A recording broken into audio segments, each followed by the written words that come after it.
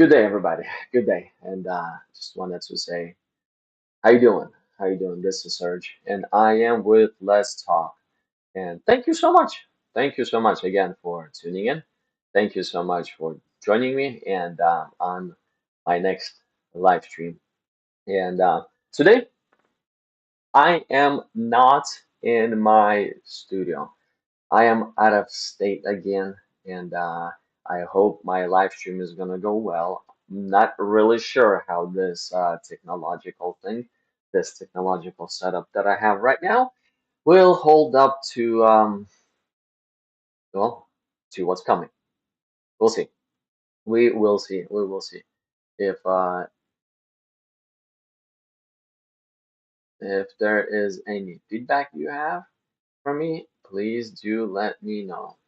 Please do let me know so that I would understand how things are going.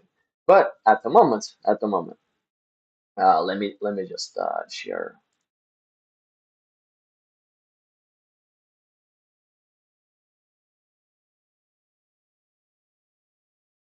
So this is today's subject. A lot of people out there, a lot of people, for some reason, think that Bible is corrupt. A lot of people. What grounds do they have? Well, they don't really have any grounds at all.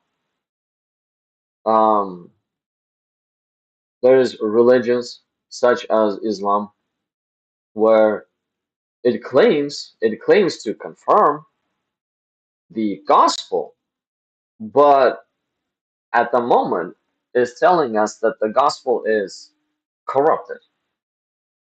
So it is a very, very, very, very weird thing to hear. Why? Because you're confirming something that is corrupted, or how can I understand this? I mean, you're confirming it. You're claiming you're not changing it. You're claiming you're not trying to fight Jesus Christ. You're trying to be in line with them. But at the same time, um, it's as if there is a fight. But before we get into this fight, before I'll show you what I mean, uh, let me just pray real quick because I always need God, especially right here, today, right now. Um, yes, I am away on a trip, so I hope all the technological thing will hold up and everything will be good. And yes, God bless everybody, and thank you again for tuning in. Lord, thank you so much for this day, and thank you so much, Lord, for another opportunity to do the live stream. Thank you so much, Lord, that you will help. Thank you so much that you will guide. Thank, thank you so much, Lord, that you will make things work out. Thank you. You are always good. No matter what is going on, you are always, always good. Blessings and power, praise and glory and might to you alone, Almighty God, because you deserve it. Bless, I pray, all the viewers. Lord, please, please bless all the viewers and bless everybody who will decide to call in. Bless everybody who will decide to um, leave a comment as well. Bless, bless, bless, and help and stir different conversations so that all the viewers, all the participants, all of us could search out what is the truth. In the almighty name of Jesus Christ, I pray all this. To you alone be all praise and glory. Amen. Now, let's talk. Let's talk is where we use an online platform to do what? Well, talk. So basically, I just throw a subject out there. Whether you agree with the subject, you do not agree with the subject. If you have some input, then there's two ways of communicating. The first way is if you have a question or a claim, you can just put it in the comments, and I'll be watching the comments, and I'll be responding to your question, your claim. If you want to correct me through a debate or a conversation, well, we can talk. So let's talk. Click on the link that is pinned, that is in the pinned comments in the comments section. And then you will see a link that looks like this right here. So just click on the link. It will take you to the studio room, and then I'll be able to connect you to the platform, to the setup, and we can have a conversation. But until then, let me show you a very very interesting concept that I not that I recently ran across, but I'm starting to understand more and more and more and more. And it's it's a pretty powerful one as well. It aligns to an Islamic dilemma. It aligns to that subject specifically. Look, so let me show you. Okay, so we are in the Quran, and we're gonna go to chapter 3, verse 81. Oh, and by the way, like the stream, hit that like. You hit that like, guess what? YouTube allows another viewer to see the thumbnail and invite him to view the live stream. So your simple like actually helps to promote it. And thank you so much for helping me out as well in that side as well. Share the live stream and subscribe to the channel. So why? Well, maybe one of these days in the future we can talk using online, using the internet. God bless the internet, and thank God for the internet. Thank God for the internet. Just think about this. Like I am well, right now I'm in Springfield, Missouri, but I live in Sacramento, California. Majority of the live streams that I do are from Sacramento, Cal California, United States. And I've spoke to Muhammad Hijab or Muhammad Jihad. He is from Tunisia. I spoke to ooh, I forgot the name, but that person is from Pakistan. Another one is from Algeria. Another one was from Qatar. Another one was from New Zealand. Another one was from San Diego. So it's very interesting how me being in Sacramento, I can actually pick up a conversation and speak to somebody across the world. It is really awesome that we have this system called the internet where we can have a conversation. And on top of it all, we can actually make our conversation public. You're seeking the truth, I'm seeking the truth.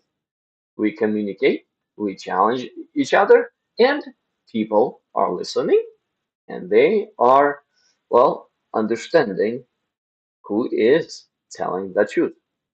Simple, simple. So that's what conversation is all about. So if you actually think you got the truth, like literally nothing but the truth, well then, so help you God. Same thing with me. If I think that I got the truth and nothing but the truth, so help me God. So help me God. Okay, so do. I'm going to let me just adjust my let me adjust my lights a bit. Hold on a second.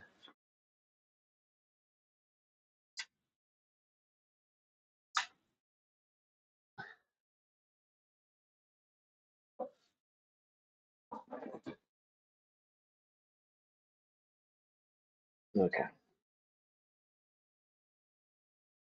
Okay, so after a day of hard construction work, now let's jump into some reading.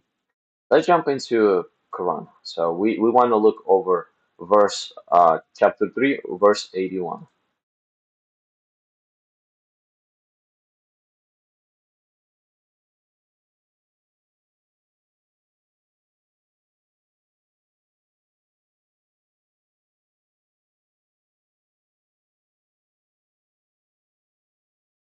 I hope my internet here is doing well. I hope my internet is doing well. Um, Everything seems to be good so far on my end. But if you see something like I'm lagging or my audio is out, please do let me know. Because again, I'm not in the studio. It's a different setup here. So yeah. But anyways, let's read. So when Allah made the prophets enter into a covenant, saying, if I give you a book and wisdom, okay? If I give you a book of wisdom, this is very important. Then, then, after people have received the book and wisdom. Okay, so let's say the book and wisdom came during the times of Moses. That book was Torah. That wisdom, well, it's written in the Torah. And after that, let's say King David comes along. King David comes along. Look, then comes to you a messenger.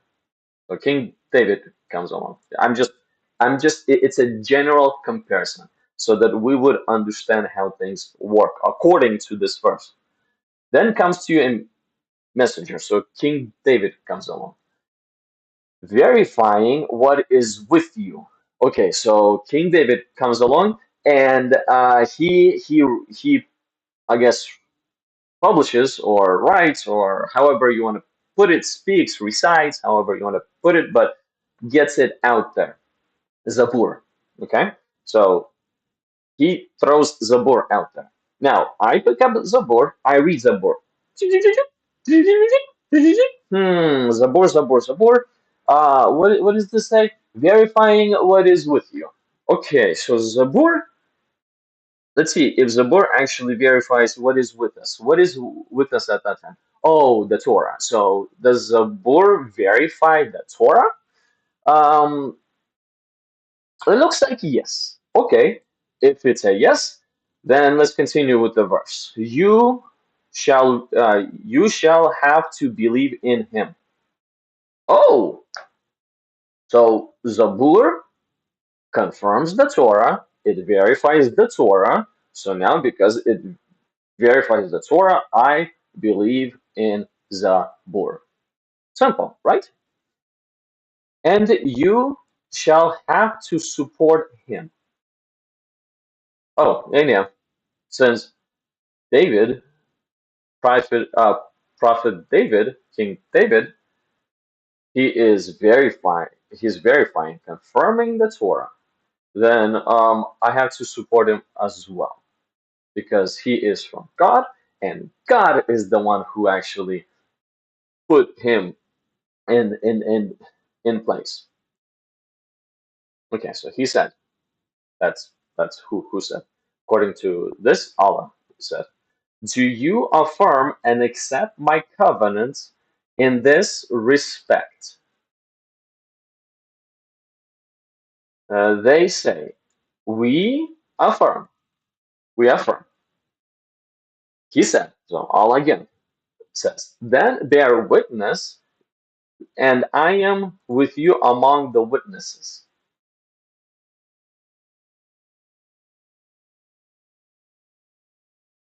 What does this mean? It means this, that a prophet who is true, according to this right here, a prophet who is true affirms and accepts. Oh, what this channel is about, bro? Here, real quick. This channel, today, what we're doing is,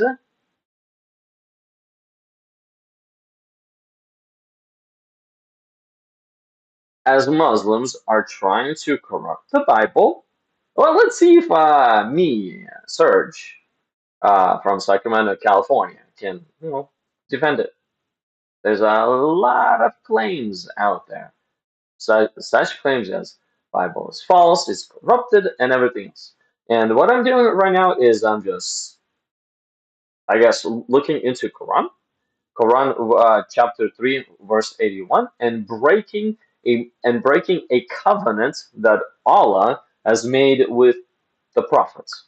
And the covenants, again, really quick, just for you. If I give you a book and wisdom, so if God has given, let's say, a Torah, then comes to you a messenger. So that according to Islam, the next messenger after Torah, so the next book is Zabur. So Zabur was written by King David, and Zabur comes along, verifying what is with you. So Zabur verifying the Torah.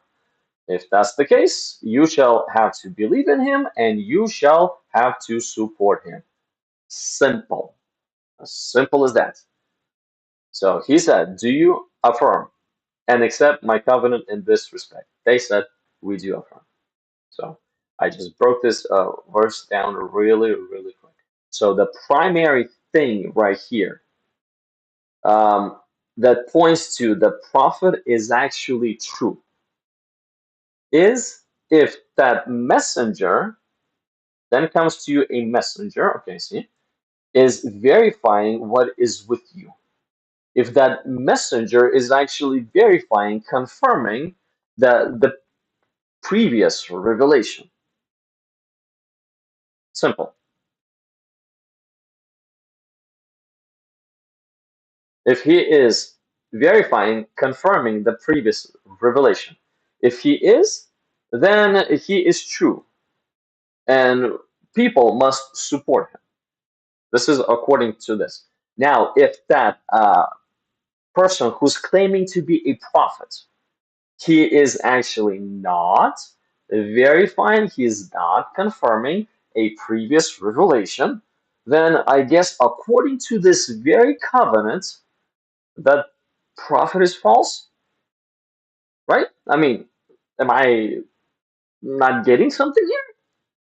One person recently told me that in order for me to understand this verse, English language is very bad language to start with.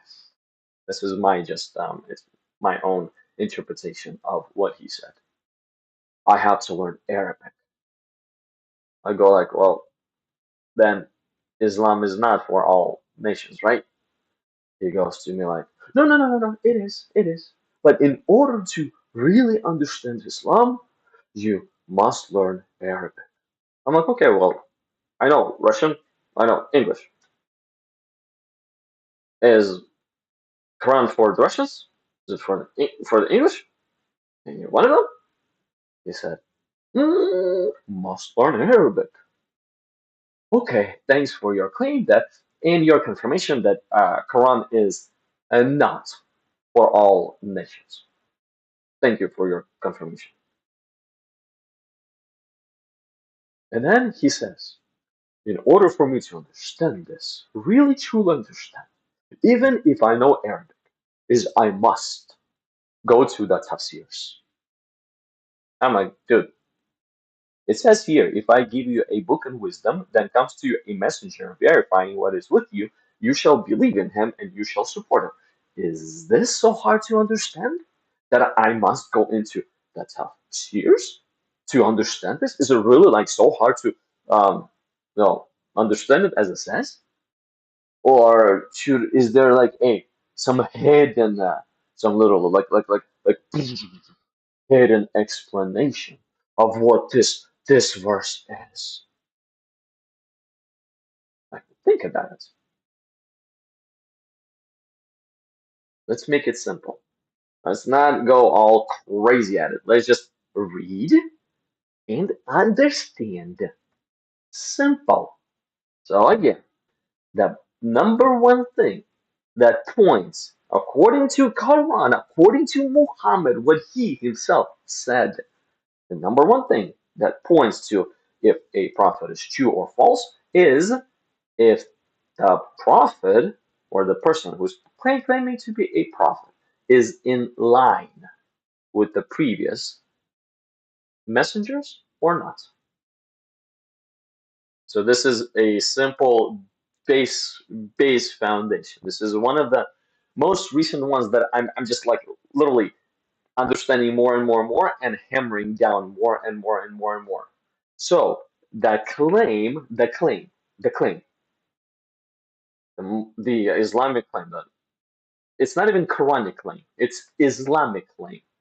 Quran and Islam, it's it's a similar thing, but it's not totally exactly the same. It's not. It's a similar thing. Why? Because again, Quranic claim that Injil is good. I mean, it's as good as it gets. Islamic claim, Injil or the gospel is corrupted. So it's almost the same. It's not 100% the same. It's almost the same. Okay. And now, if you actually have some valid truth, valid information, like easy to understand, not like, oh, you have to twist it here, you have to twist it here and here and here and here and here, and here is my conclusion. No, just as it states on the in the book. If I give you a book on wisdom, is this hard to understand? If I give you a book wisdom. How am I supposed to interpret this? Oh, if oh, I do not know. No, if I give you a book of wisdom, then comes to a messenger verifying what is with you, you shall have to believe in him. Is this really so hard to understand? I don't think so. So let's simplify things again and again and again. How can I look? Let me show you one more thing. Now, if you think what I'm telling you is actually not accurate, is wrong, well, you're welcome to correct me. I'll sit and listen to your corrections. Sometimes they are interesting, but sometimes they are. It depends on what people are saying. Okay, so let me show you one more thing. This is now according to the Quran. I am Christian, by the way. I follow Jesus Christ with all of my heart, mind, soul, and strength. This is.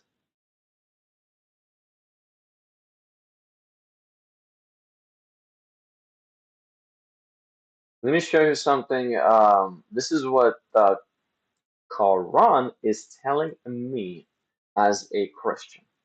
Okay, so I just showed you number one that a messenger. How do we identify if a messenger, if a prophet is true or false? How?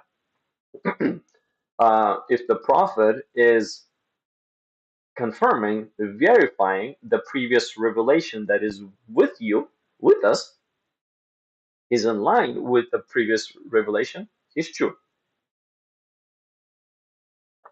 But if a prophet is changing the previous revelation, literally like changing, especially the part on how to get to heaven, especially that part. If the prophet is changing that part, well, you know, devil doesn't want you and me to get to heaven. So guess what? The devil's gonna try to do. He's gonna actually change that part. He's gonna try to attempt to modify the part on how you get to heaven. He's gonna allow you to be a good person. He's gonna allow you to, be kind. He's gonna allow you to, be friendly. He's gonna allow you, you know, the better life. Sure, but as long as you're not going to heaven. So now, again, devil, devil's only goal is to get you and me into hell. Simple. That's his only goal. So guess what? God said, this is how you get to heaven. Guess what devil is gonna try to do? Change, modify what God said on this is how you get to heaven. Devil, with all of his might, with everything that he has, he's gonna actually try to change and modify that specific part and sell the modified how you get to heaven as a, well, I guess, okay, so he's the father of deception. He's going to sell it as The latest version. The latest version, exactly. The latest version on how you get to heaven. Hmm. So, according to the last verse that we read, the prophet is true only if that prophet is in line with the previous scriptures. If the prophet is not in line with the previous scriptures, then it's probably a message from the devil on trying to deceive you so that you don't get into heaven, trying to deceive me so that I don't get into heaven. Because his goal is to uh, for us not to get into heaven. I'm just making it as simple as I possibly can. So now this is what the Quran says for me, a Christian. Like a Christian is reading the Quran. And why a Christian is reading the Quran? Because many Muslim friends keep on telling me that Quran is the last revelation of God. Okay, if it's the last revelation of God, then I must look into it and see what it says. And that's what I did. I looked into it and I saw that this last claimed to be I'm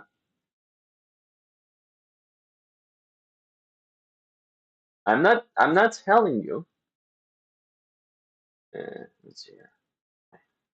What was my system doing? I'm not saying.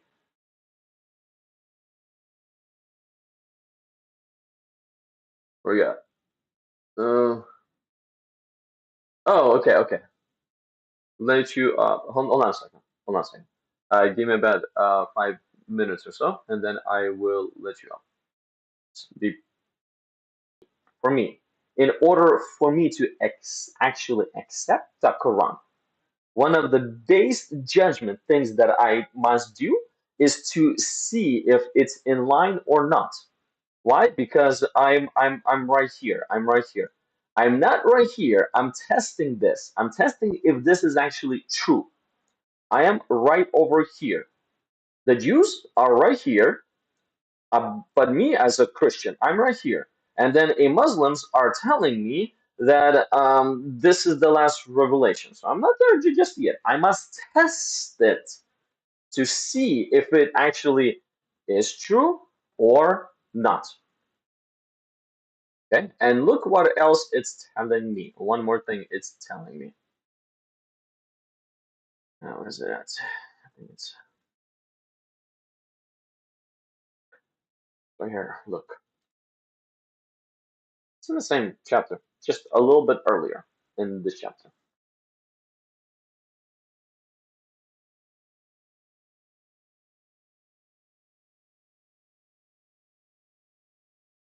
Hey, what's up? What's up, Muhammad Maudi? What's up? How you doing? Okay, so look, m- for me as a Christian, this is what the Quran is telling me. I'm speaking and reading Quran from a Christian standpoint of view. Okay, trying to understand if it's really the last revelation or there's some falsehood in that claim. Look, and the people of the Injil, well, uh, look, me right here, people of the Injil, me. Okay, okay. So what must I do? Oh, I must judge according to what Allah has sent down therein. Okay, so I must judge, I guess, everything according to the Injil. This is what it's telling me. So there's Injil. Okay. Uh, Now, Muslims are claiming that Quran is the last revelation. Okay, no problem. No problem with that claim. No problem. You know what? You know what? The Bible is telling us. What the angel is telling us. The Bible is telling us. The New Testament. It's telling me not to reject the prophecies, but test them. Test them. So this is what I'm doing. I'm testing the prophecy because Muhammad claims to be a prophet. So now I'm testing the prophet, testing the prophecy if this prophecy is valid or invalid. That's all I'm doing. I'm not rejecting it. I'm testing it. Okay, I'm obeying what the New Testament is telling me as a Christian to do. And then once I'm testing it, I'm seeing that even the Quran is telling me you have the angel. Like, bro, Christian, you got the angel. I'm like, okay, I got the angel. Um, and then I must judge according to the Injil. I must judge, okay, Quran. No, Quran's right here. Injil's right here. Quran, Muslim comes and Muslim says, here's the Quran. It's the last revelation. Okay, thank you for the Quran. Let's bring it to the Injil. Injil, Quran, side by side. Let's read them. Injil says, this is how you get to heaven. And I go like, ooh, okay. Quran says, uh, the way to heaven got changed to this right here. And then I go like, hold on a second. I want to get to heaven. This says this is how you get to heaven. This says this is how you get to heaven. Is there now two ways to get to heaven? Or was there like an update that happened somewhere? An update. As if God, well, he decided to change his mind. He had this way to get to heaven, and then all of a sudden he completely canceled that way. He got so pissed, he got so irritated at his previous way to get to heaven. He hated so much that he said, anyone who believes in my previous way to get to heaven, you're going to hell. This is what Allah said. I'm like, whew. I'm testing the Quran, but I think the Quran is failing at its own standards. Why? Because it's changing the way I get to heaven. Bro,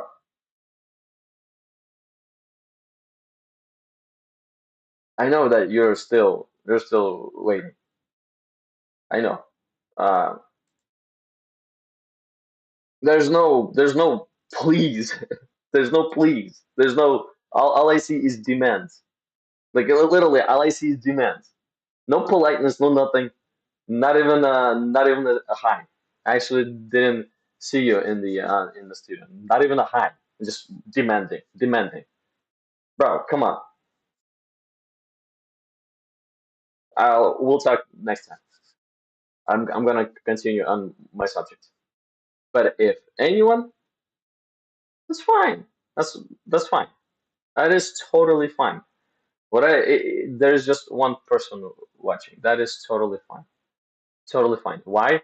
Because once the live stream is over, a lot more people are watching. A lot more people by far are watching. So it's totally okay. And so, hey, what's up, Alpha, Omega? But bro,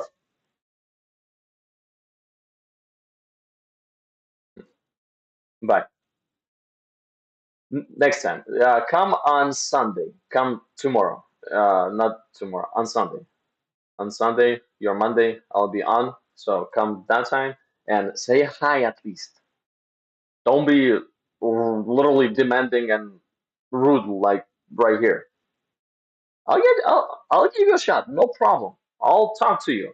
It's the conversations are happening. Yes, the channel is growing. If the channel would be growing, I probably wouldn't be continuing to do this. But God has grown the channel, so don't worry about those things. And He will continue to grow. If there's one person watching right now, or there's five people watching right now, uh, don't worry about it. The subscribers are growing, the likes are growing, the conversations are picking up. Don't worry about that part whatsoever. I left it to God about 3 months ago, and guess what? He's growing it. So I'm totally okay with that. Um, but anyways, let me continue. Alpha Omega, again, hi. How are you doing? How are you doing? How are you doing?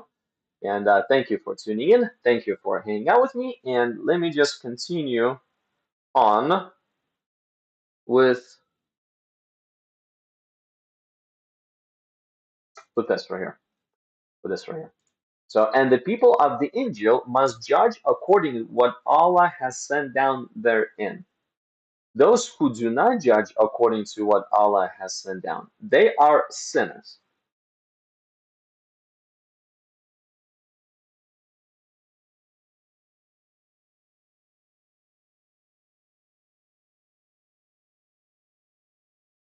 My internet is suffering here. Hopefully it will turn out to be okay-ish. This. No?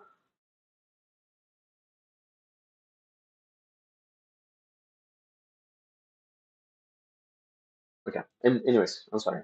So, and the people of the angel must judge according to what Allah has sent down therein. Those who do not judge according to what Allah has sent down, they are sinners. So, what Quran is telling me again is, if I do not use, if I do not use the gospel as my judging foundation, as my as well, yes, as my standard of truth, then I am sinner. This is what this is telling me. Literally, this is what this verse. That's what it's telling me. If me as a Christian, I do not judge anything. Quran 2. If I well, judge it according to the Injil. Like, my measuring stick, my truth is the Injil. Because I'm a Christian, follower of Jesus. The Injil. The Quran is telling me, yes, that is your truth. Take Quran and measure it according to the Injil. If it confirms the Injil, well, of course it passes the test, if it confirms. But now, if it changes the Injil, hmm, hmm, how can it pass the truth? Ah, thank you so much. Thank you so much for anyone and everyone who is tuning in and well, just hearing me out. Hearing me out on some of the things that I've been running into. Just wanted to share with y'all, and how this, I guess, what Quran is commanding me as a Christian to do. Topic has been expanding. Okay? And it's very, very, very, very, very important. Because technically speaking, me as a Christian, me as a Christian, if Quran does not fall in line with the Injil, I deny it. So I am not allowed to be a Muslim. According to Quran, if I knowingly, or if I become a Muslim knowingly, that Quran is changing, rejecting and changing the Injil, if I become a Muslim, then I'm worst of the sinners, or they are sinners. I'm not the worst of the sinners, but I'm a sinner. So I'm not. If Quran is not in line with Injil, me as Quran forbids me to become a Muslim. I mean, what it says here, and then we read earlier in 381, where Allah is making a covenant with the prophet, saying that if the prophet comes to you verifying, confirming the previous revelation, then you must support it and accept them. I mean, I hope y'all understand what I'm talking about. I hope y'all understand, especially if you're a Christian out there. If you're a Christian, you're not allowed to become a Muslim if you know that Quran has changed the Injil. You're just not allowed to become a Muslim. You're not. According to Quran, you'll be a sinner if you become a Muslim. Now, the question is this: is Quran changing the Injil or not? Is it changing or is it confirming? Is Muhammad abiding by the covenants that Muhammad's Allah has set,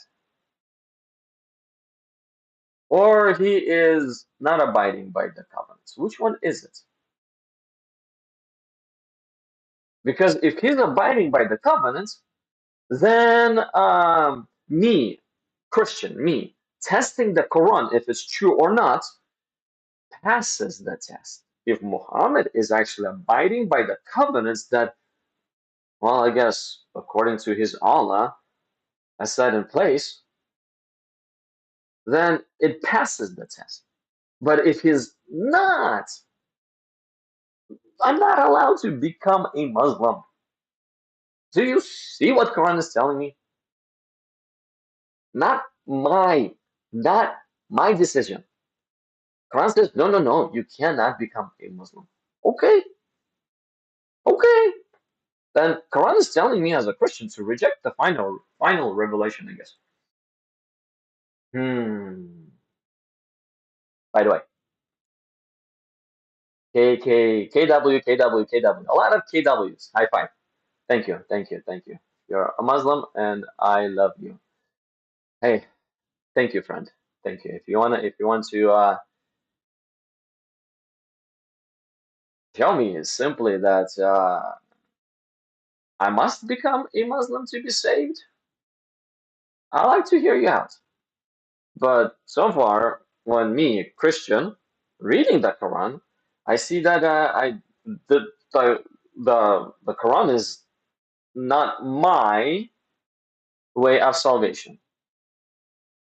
If I accept the Quran, I'm a sinner. If I accept the Quran, now I accept the Quran if I accept the Quran knowingly that the Quran is corrupting or changing the Injil. If it's not, then I'm allowed to accept the Quran. See what I'm saying? But anyways, thank you so much for tuning in. And if you got a question, you got a claim, you can put it in the comments. As you can see, I'm watching the comments. Want to correct me through a debate or a conversation, or not even correct me. If you want to actually uh, present your line, your perspective of the verses that I'm reading, then you're welcome to. There's a link on top of the comments. I pinned 8 comments, and there's a link inside of that comment. Just click on that link, and then raise your hand whenever you're ready in the studio, and I will bring you up on stage.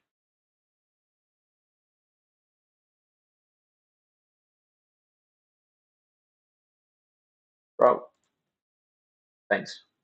Thanks for tuning in. Thanks for tuning in. Knight of Honor. Thanks for tuning in. I appreciate you. Hit like. Your simple like will actually help YouTube to spread the stream more so that more people would be able to hop on the stream and just participate in the conversation that we are having. Subscribe to the channel. Why? Well, so that we can continue to hang out and have the conversations, different conversations.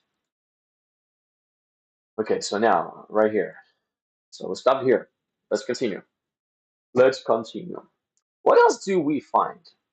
Let me show you just a few of the biggest verses from the Quran where it just hits extremely hardcore that confirming the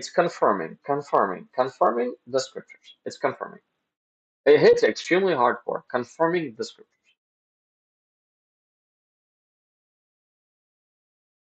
Now, confirming, like there was one person, one Muslim that told me not so long ago. And again, all Muslims are my friends. I'm not putting them up or down. This is just a By me saying Muslim, it means a person who believes in Muhammad's teachings. That's it.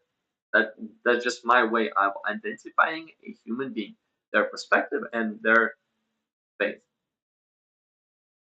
Another person, Muslim, told me not too long ago, where this confirming right here, this confirming. Okay, so he has revealed to you. Let me read this because it looks like I never read this. Okay, so he has revealed to you the book with the truth. So the book with the truth right here is the Quran. So he has revealed to you the Quran, confirming what has been before it, and has sent down a Torah and the Injil. Okay, well, and has sent down Torah and the Injil. So Torah and the Injil was before it. First the Torah, then Zabur, then the Injil, and then Quran, according to the Quran. That is the order. So now, right here, we can clearly see that the book of with the truth is supposed to be confirming the Torah or and the Injil. Why? Like just logically, like little, just let's think about it logically. Why? Okay, well, it says that the Quran is the book with the truth, right? It's the book with the truth. Okay, so the truth cannot contradict itself. The truth cannot update itself. The truth cannot change itself. The truth is the truth. Like from day one of creation, when God has created the planet, well, the earth, right here, the earth, and Adam is walking. All of a sudden, Adam climbs up the tree, and Adam decides to try to see if he can walk on the air, on thin air, on the atmosphere air. Boom, he just walks to the edge of the bridge and continues on walking in the air. Boom, boom, boom, boom, boom, boom, boom, boom, boom. And gravity does not take hold of him whatsoever. And he's walking in the air. But then, 1,000 years later, all of the sudden, gravity comes along. And gravity changes the truth around. Now, you used to have this truth, but now you have a whole new design in your truth. Now, this is how things work right here. If you walk off the branch, you will pew, go down. Does that make sense?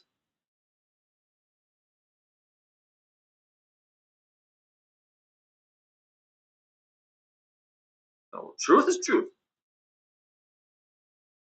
Right from the beginning, we see that there is gravity. Now, no matter how much people attempt to walk off the branch of the tree or the roof of the building, um, to my knowledge, to my understanding, to the knowledge of probably everybody, all fall down. If they do not have any device to hold them up or any tool, any equipment to hold them up, they go down. It's simple. That's according to the design. So the book with the truth, if it really has the truth, if this book, if this Quran, if this it's a book with the truth, like literally, it's true information in there. Well, then it's supposed to confirm the previous scriptures. It's just by default supposed to. It's just by default supposed to confirm the previous scriptures. If it doesn't, then it's not the truth. Truth never changes. So that's why there needs to be a confirmation because truth never changes. Book number 1 says you walk off the edge of the building, gravity takes you over, you fall down. Book number 2 says the same thing. Book number 3 says the same thing. Now, all of those 3 books I will believe in. Why? Because literally, you see what I'm saying, that the truth stays. There's no such a thing as updating the truth. There's no such thing as that whatsoever. The truth stays. And if somebody is gonna come by and say, I am changing the truth,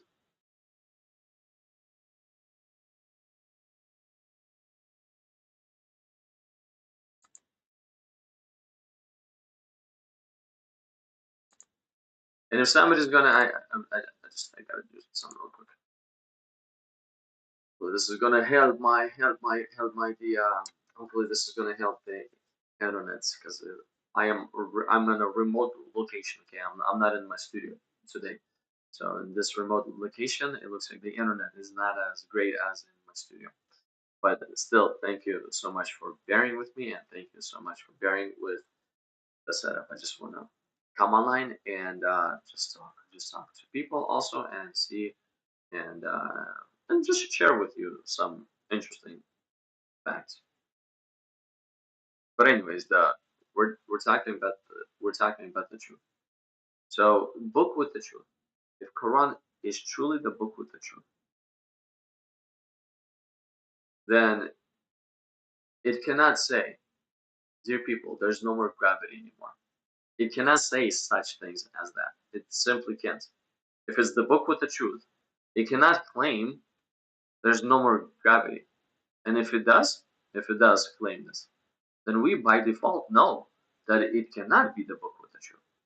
And on top of that, it's probably super unreliable information. So unreliable that nobody even wants to try it out.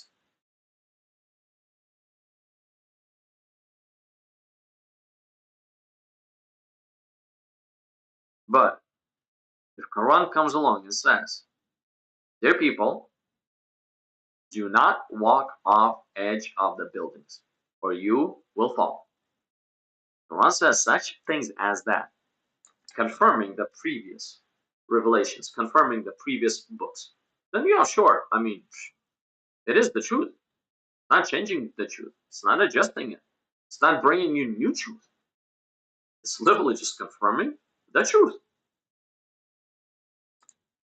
So again, Quran is supposed to, according to Quran, according to Muhammad, it's supposed to confirm the Injil. It's supposed to. We'll get very soon in trying to see and understand if Quran is changing a way to heaven or it's confirming a way to heaven. We'll look into this very soon. Okay, next, let me show you another verse. I'm just gonna hit hard on how Quran is presenting the Injil. Let me just hit hard on this fact first. Okay, uh, honestly speaking, I have not come um, across such verses that would present a corruption. The Quran is claiming that the Injil is corrupted. I haven't come across such verses as that. If you have, throw them at me. I'll go one by one, and we'll see what the Quran is telling us. But let me start with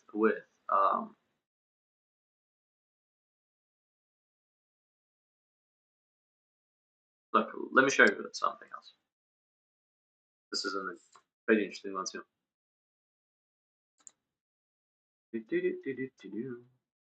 So again, as Muslims will try to corrupt, as Muslims will try to corrupt the gospel. Just know this: that the Quran actually says gospel is not corrupted. Just know this. Just know that there is something wrong with that claim that the gospels are corrupted. Just know this. And again, let not me do the speaking. Let's read. Let's read. So 546. This is an interesting one. Let's go over this verse. Okay, so we sent Isa, son of Miriam, after those prophets, confirming the Torah that was revealed before him. And we gave him the Injil, having guidance and light therein, and confirming the Torah that was revealed before it, a guidance and a lesson to the God fearing.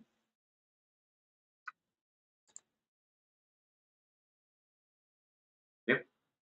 So according to the Quran. Right now, I'm just breaking down what the Quran says in a literal way.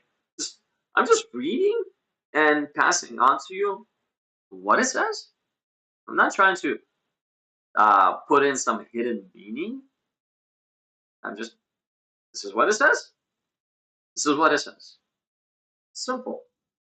So we sent Isa, son of Miriam, after those prophets. Okay, so what does this mean? Well, according to this, Quran is saying that Jesus came after certain messenger messengers or prophets walked on our planet. So there was whatever, I do not know how many, let's say 50 messengers of God walking on our planet. And after them, Jesus comes. Is that true? Yes, but I do not know again how many in total. I'm just, the 50, I'm just throwing the number out there. But the fact is, after the prophets comes Isa, confirming the Torah that was revealed before him. Is this one true? Well, let's jump into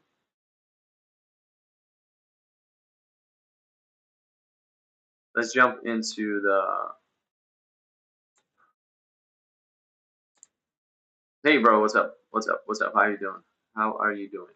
Just want to throw this out there. If you want to have a conversation on top of right here, let me pop this comment right here. So if you got a question or a claim, you're welcome to throw it into the comments. I'm watching them. If you want to correct me through a debate, if you want to present another point of view, then let's talk. Let's talk. On top of the comments, you will see that there's a pinned comment. It has a link, and also the same link is in the description of the live stream. You click on the link, it'll take you to, and I can probably even show to the people real quick to everybody who's watching, so that you would see. I just want to show. You throw this out there.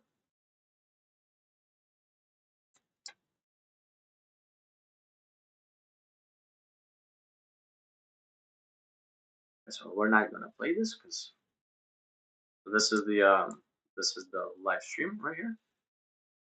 So there's right here. You can do more. There's this link right here.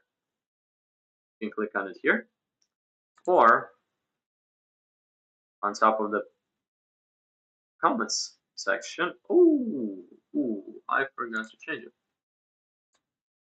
Let me update. Let me just put the link in there. There we go. There. So right here, on top of the comment section, there's going to be a pinned comment. You click on the link, it will take you to the studio. Whenever you're ready, just raise your hand over there. There's going to be a button. Let me actually just show you real quick. Right. Sometimes you may have to click on it twice. So enter your name. My name is Serge, but you enter your own name, and that gives me, understanding who you are. Then we can connect our stuff. Then join with a camera, but you don't have to share your camera. If you don't want to share your camera, you can do never allow.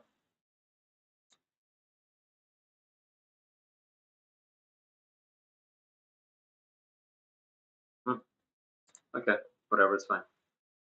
Let's see here. Let's see what happens. Search. Let me see. So camera failed to load.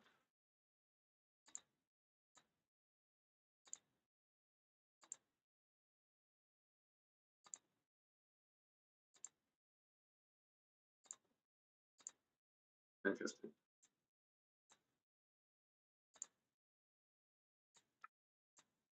I never allowed it, so it crashed on me, I guess. If you are having any issues, just let me know. Just let me know. But you don't have to share the camera. So let me see. Let's try again. But it probably remembers my decision. Oh no, it doesn't. Okay, so this is the microphone, so I have to allow this time. So I have to allow the microphone and then join with the camera. Follow the camera. Follow the camera. Oh, share with screen share with room, streaming a file. There's more options. Add to your mic. Add mic. That's for BS. There's more. There's more options. But I think I messed something up. I set the permission. There we go.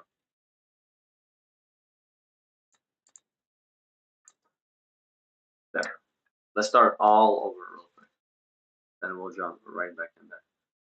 Sorry for this. So this is my mic. So allow the mic. Join with the camera. Um, I have to. It looks like I have to. I have to.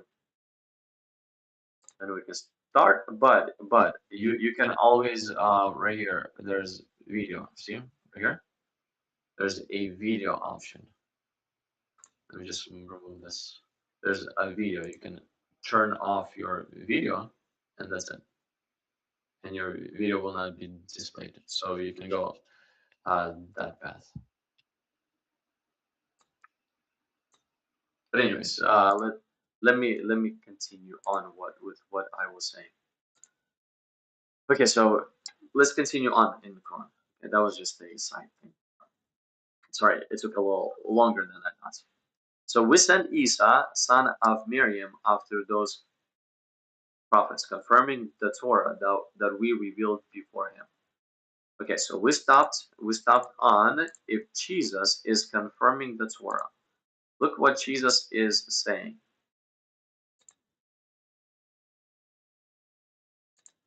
It's in chapter 7. Look what Jesus is saying.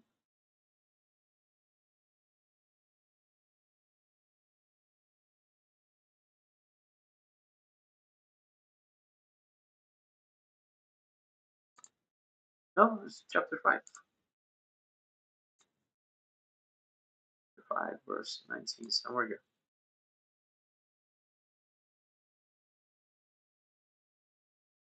Where? 17. Okay, so 5:17. Do not think that I came to destroy the law or the prophets. I did not come to destroy, but to fulfill. So Jesus' mission is actually to fulfill the Torah. Fulfill how? Well, in the Torah we find in the Torah and the prophets we find, like, let's say in Zabur, verse 20 or chapter 22. This is what Zabur says. Chapter 22. My God, why have you forsaken me? Has Jesus fulfilled this? He was on a cross and he was crying this out. Yes, it actually happened in his lifetime. Why are you so far from helping me? He fulfilled it. And from the words of my groaning, oh my God, I cry in the daytime, but you do not hear. And in the night season I am not silent, but you are holy, enthroned in praises of Israel. Our fathers trusted you, they trusted, and you delivered them. They cried to you and were delivered. They trusted you and were not ashamed. But I am a worm and no man, a reproach of men, and despised by the people. All those who see me ridicule me. They shoot out the lip, they shake the head, saying, He trusted in the Lord. Let him rescue him. Let him deliver him, since he delighted in him. As Jesus fulfilled this, look what Matthew is saying. Matthew chapter 27, verse 42 and 43. Look, likewise the chief priests also, mocking with the scribes and the elders, said. So this is the chief priests and the scribes are saying these things, okay? So it's the very people, it's the enemies of Jesus, the very ones that put Jesus on the cross. They are the ones that are saying this. He saved others, himself he cannot save. If he is the king of Israel, let him come down from the cross, and we will believe him.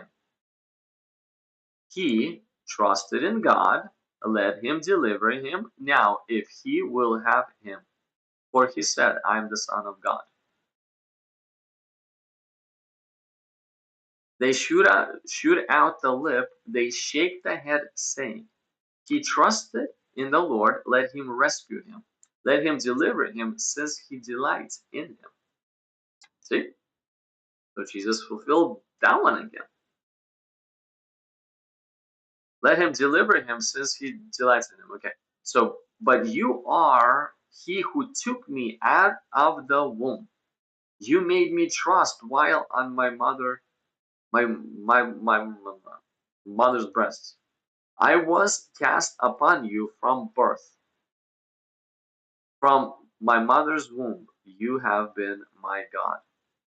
Be not far from me, for trouble is near, for there is none to help. Many bulls have surrounded me. Strong bulls of Bashan has encircled me. They gape at me with their mouths, like a raging of roaring lion. I am poured out like water, and all my bones are out of joint.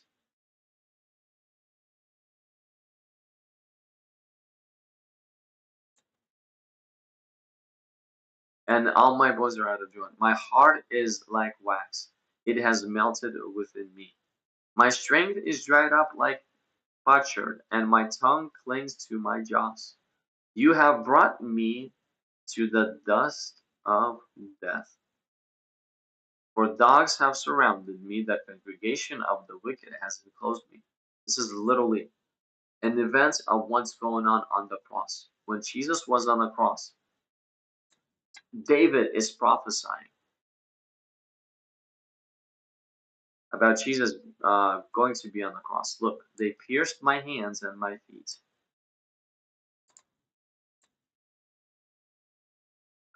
Matthew says, Then they crucified him and divided his garments, casting lots, that it might be fulfilled in the and yeah, so they divided my garments.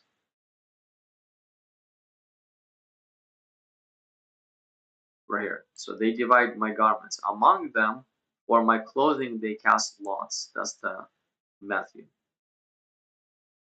They pierced my hands and my feet. That's literally what happens to Jesus right there on the cross. His hands and his feet got pierced. So as you can see that I'm trying to show to you. This is what Jesus says. Do not think that I came to destroy the law or the prophets. I did not come to destroy, but to fulfill.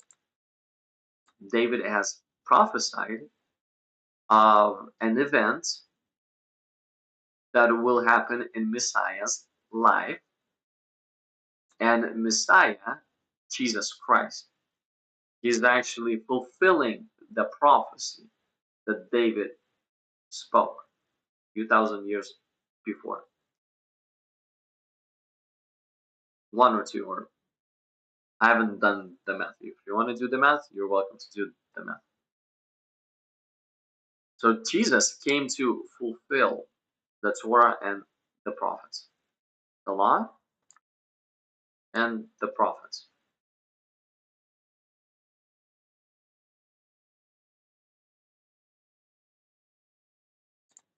Till heaven and earth pass away, one jot or one tittle by no means fast from the law till all is fulfilled.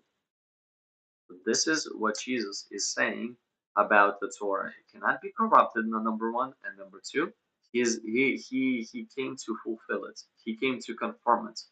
And when we just looked into one simple passage from the prophets from Zabur, we see that David prophesies about an event in Messiah's life, and it actually comes true.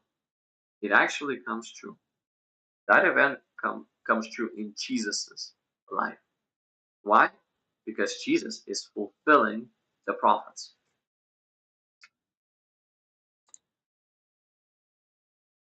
Okay, so let's jump back into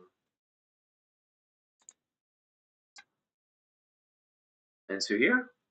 So we're breaking down some verses from the Quran and looking on just basic concepts. So just right here, let me just go over this verse again. So we sent Isa, son of Maryam, after those prophets, confirming the Torah that was revealed before him. Okay, so we saw how Jesus is confirming. We saw. We looked into the prophets, and yeah, well, Jesus is doing exactly what the prophets is prophesying, and not just Jesus, but it's being done to him. This is one of the biggest fascinating things. It's being done to him. Why it's so fascinating? Because it's out of Jesus's mm, physical free will to do it. So let's say that statement, my God, why have you forsaken me? Jesus fulfilled that statement. Yes, he has. How? He willfully opened up his mouth and said, my God, why have you forsaken me? It was in his free will to, to fulfill that passage. And he used his free will, he executed his free will to actually fulfill it. Okay? Now, those type of fulfillments are, well, they're kind of easy, on the easier side. You read in the scripture, all you have to do is say, my God, why have you forsaken me? And you fulfill this. So it's more on the easier side. And it's more in person's control as well. So remember those two factors. But fulfilling such events as um,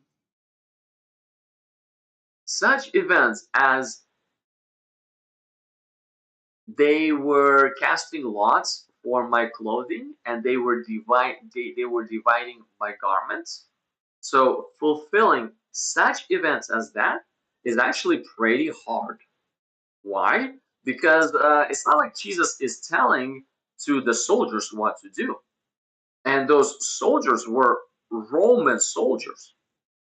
So the Romans, unbelievers, are fulfilling the prophecy that prophet few hundred years earlier, few thousand, 100, you do the math, has prophesied about. Unbelievers are fulfilling it. And Jesus didn't tell them to do it, number one. And number two, it was not in Jesus's control or power to push them to gamble for his clothing. No, it just randomly happens. If it randomly happens, guess what? God is the one who is confirming. God is the one. For some reason, God is the one that infused this idea within the Roman soldiers. God is the one that infused this idea to cast lots for Jesus's clothing. And the winner takes it. And then to rip the other one apart. God is the one that infused. Now, what if I don't know, what if some random John would be on the cross? Would And John is not the Messiah, not the Messiah? Would people be casting lots for John's clothing and ripping his garment up, dividing amongst each other? Uh, would that event actually happen? Well, probably not. No, it would happen. For sure, it would not happen. Why? Because God would not, will not be confirming that John, this random John, is the Messiah. This event where, casting lots for clothing and ripping the garments up, that event. So that event only belongs to the Messiah. That event only will happen to the person who is the Messiah. But not just that. We read also in Psalms where they pierced my hands and my feet. So both of those events have to happen to the Messiah. Messiah will have pierced hands and pierced feet.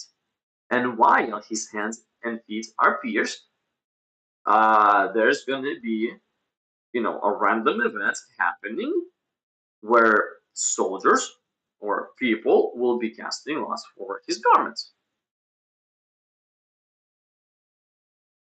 That's only applicable to the Messiah.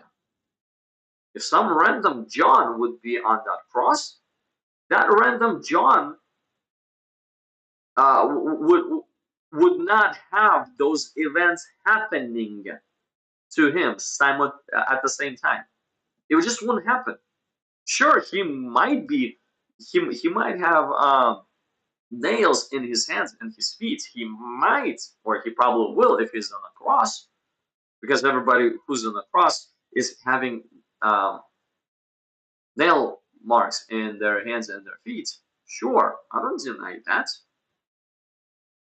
But the fact that somebody's playing on your garments, and on top of that, not just the garments part, there's more. Because David said that there's going to be events where people will be saying at the Messiah that he trusted God, so now let God deliver him. So that event has to happen as well. So it's not just the pierced hands and feet, no, and it's not just casting lots for the garments. No, there must be where people are saying he trusted God, so now let God rescue him. They must be saying something along those lines. When all those things are happening in a person's life, God is the one who is confirming. Because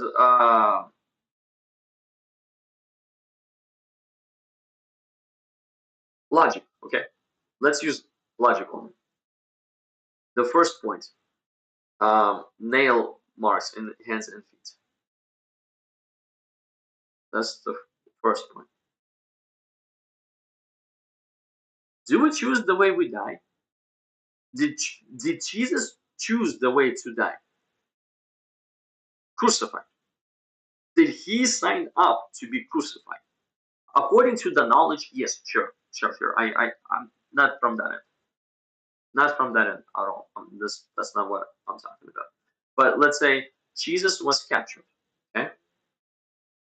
Let's say a random stranger John, not Jesus, but so that it would be easier to understand what I mean.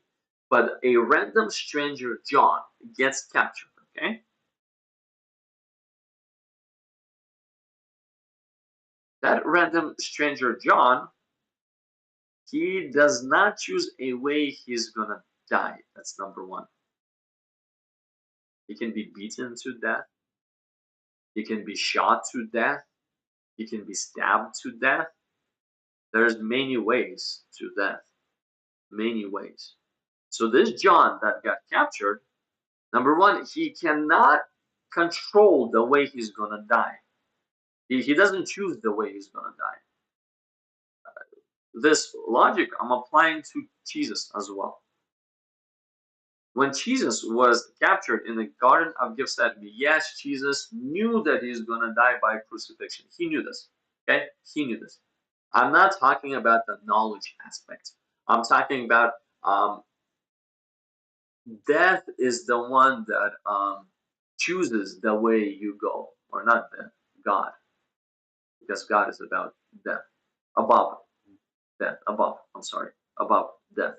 So God is choosing the way I go, John goes, or Jesus goes. God is the one who's choosing all this. But my point is Messiah, the way Messiah is going to die is actually by crucifixion. If the person dies by stabbing, if the person dies by being beaten to death, if a person dies by whatever other method, that person by default is not the Messiah. By default, automatically, he's not the Messiah. But at the same time, a person cannot choose how that person will die. They cannot choose. It's not their free will. If it is free, their free will, then they're probably suiciding. Okay,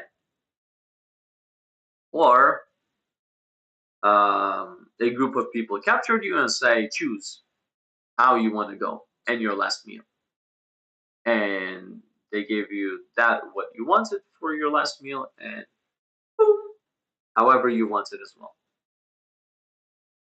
I'm not talking about those events. I'm just saying generally speaking, okay?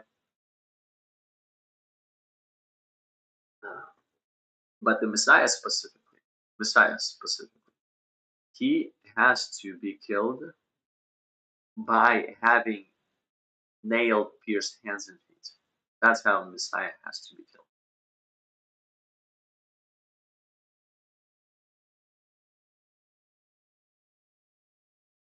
According to the prophecy. And while having his hands and feet pierced, gambling of clothes has to happen, and people screaming at him. He trusted God, so let him rescue him. So let God rescue him.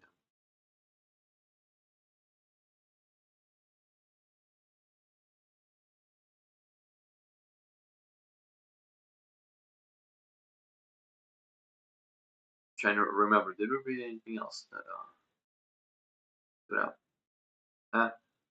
There's other passages, but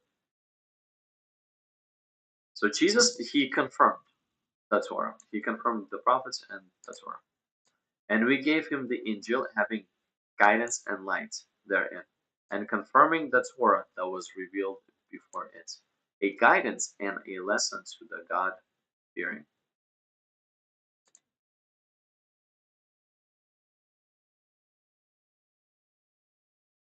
So you see how right here it just plainly states that the reason why Jesus is true prophet is because he's confirming.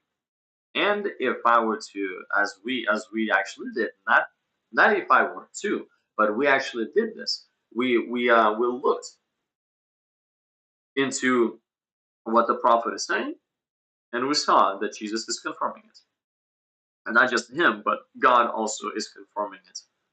God is also the one who's confirming that Jesus is the Messiah by allowing messianic events happen in his life, prophetic events happen in his life.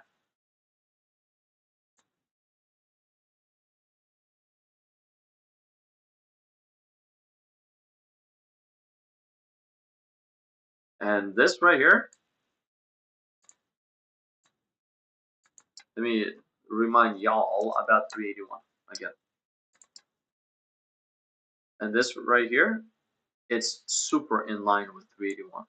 When Allah made the prophets enter into a covenant, saying, if I give you a book and wisdom, then comes to you messenger verifying what is with you. See? Jesus, let's say Jesus is a messenger. Jesus comes. And if Jesus is verifying what is with them, he's actually verifying, confirming the Torah and fulfilling it. Well, guess what? You shall have to believe him, and you shall have to support him. And this concept applies to any person who claims to be a prophet. If Muhammad was claiming to be a prophet, then this concept is applicable to him as well. So as Jesus fulfilled, confirmed, and fulfilled the law and the prophets, Muhammad, in exactly the same way, has to confirm and fulfill the prophets and the gospel.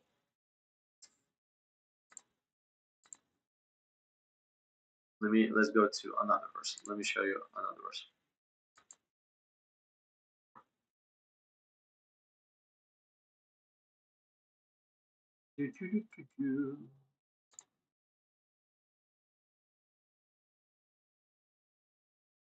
Let's go over it. 692.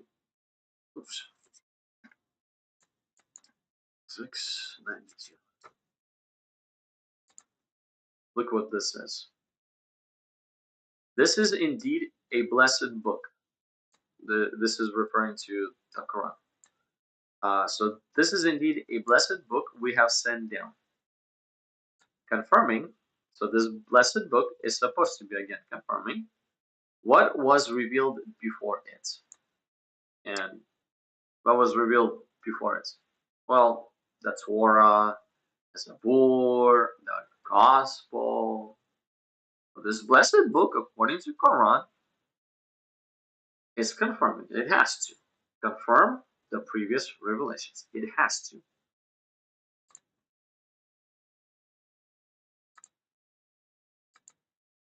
And again, I just want to hit more and more, just a little bit more, that Quran is claiming that it's in line. It's claiming that it's confirming the previous revelations. Then we'll see if it is or it's not. Okay, so 692 was that one. What's next? What's next? Yeah. Look what this one says. This is an interesting one.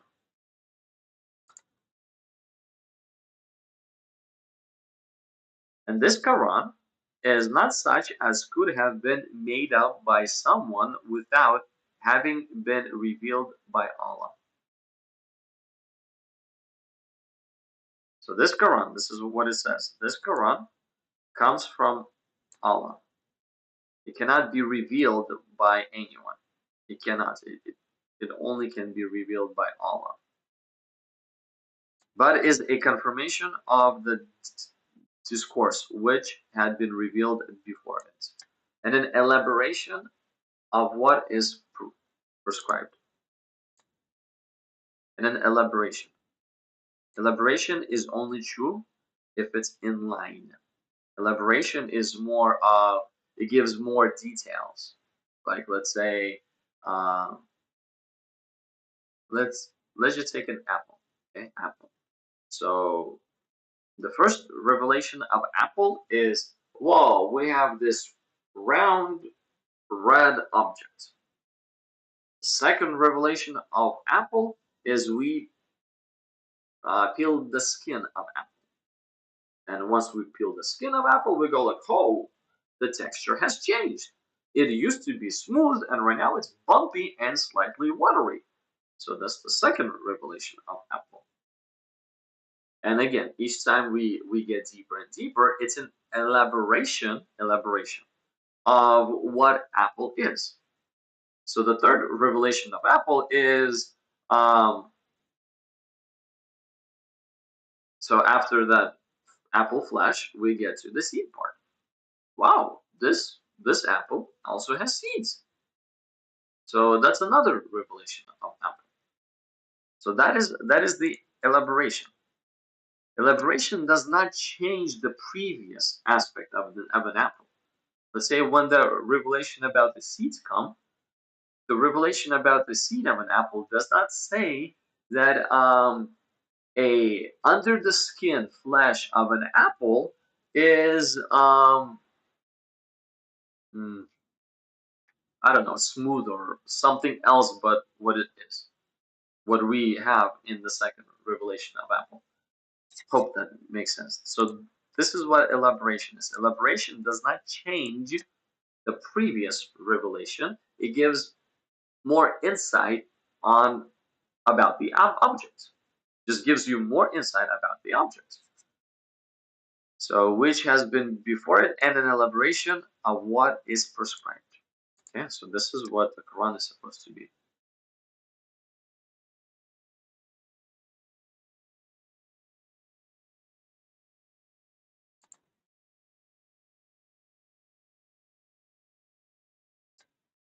God bless you too.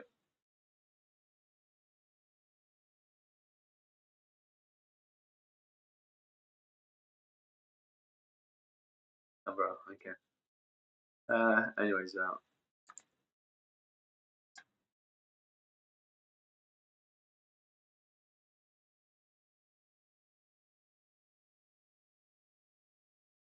so this is what the Quran is telling us here, that it's a confirmation of what came before it, and it's an elaboration. It's not changing; it's elaborating.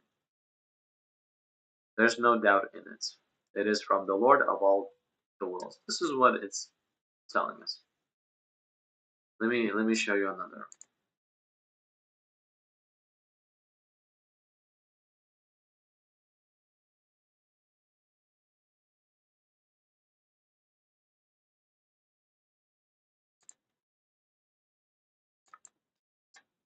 Okay, so let's see what this verse says.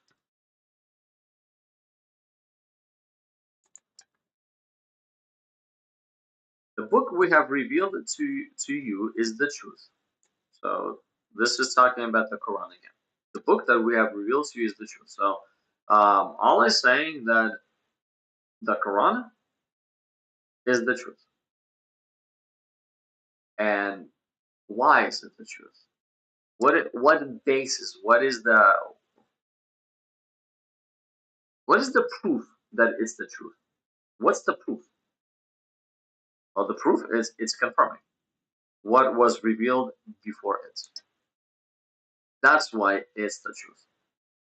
So as we can see, I already showed you what is it, 4 or 5 passages from Quran that confirmation has to happen in order for Quran to be the truth, to be final revelation of God. It has to be in line with the previous revelations. It's not allowed to change previous revelations. It's not, especially in the aspect of how you get to heaven, especially on that aspect. Especially on that aspect. Now, does the Quran change or not the aspect on how you get to heaven? Well, let's see what Jesus says. According to Jesus, according to the gospel, because again, according to Islam, Islam says this: the the gospel, the Injil, the gospel, is literally the very words that came out of Jesus' mouth.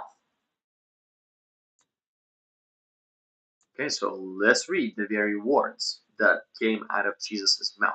This is what the gospel is. This is literally the center foundation of the gospel. For God, and so that you would be sure that this is the gospel, this is the Injil. Remember, Islam believes that Injil is the very words of Jesus. Look, right here. Let's start right here. Jesus answered and said. Jesus said. What does that mean? It means that Jesus is going to open up his mouth and the words will be flying out of his mouth. Now, is the words that will become flying out of his mouth, is that the gospel? According to Islam, yes, that's the gospel. So let's listen to the gospel. See, so he starts here. See, there's quotes. So he's starting here, and then all this red is the gospel. This is what Jesus said, and the quotes end here. Okay. So all of this in the middle, all of this right here in the middle. This, and all the way to here. This is what Jesus said. So let's go down to verse 16. This is what Jesus says. This is the gospel. For God so loved the world that he gave his only begotten Son, that whoever believes in him should not perish, but have everlasting life. This is the gospel. For God did not send his Son into the world to condemn the world, but that the world through him might be saved. This is the gospel. This is what Jesus is saying. And this verse is extremely important. This verse is literally directly from the mouth of Jesus. He who believes in him is not condemned, but he who does not believe is condemned already, because he has not believed. He has not believed what exactly? What do you have to reject placing our belief in order that we be condemned?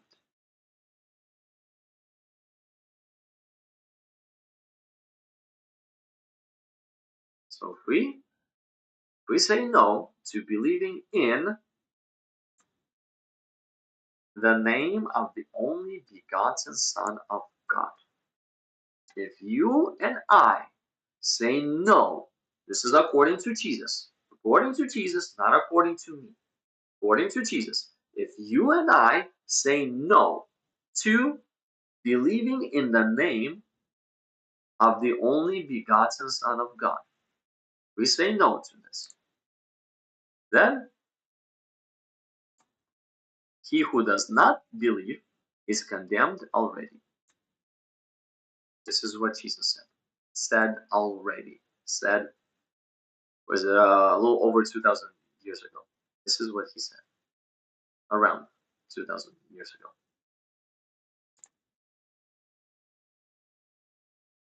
So according to this, God gave his only begotten Son, and whoever believes in him, in God's only begotten Son, that person will not perish. That person is not going to go to hell, but have everlasting life.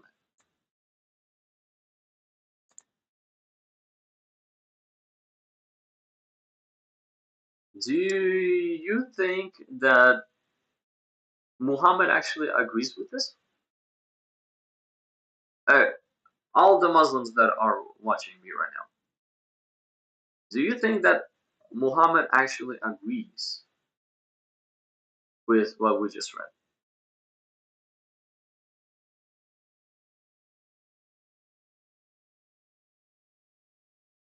Because according to Jesus, belief in the name of the only begotten Son of God results in having everlasting life, according to Jesus.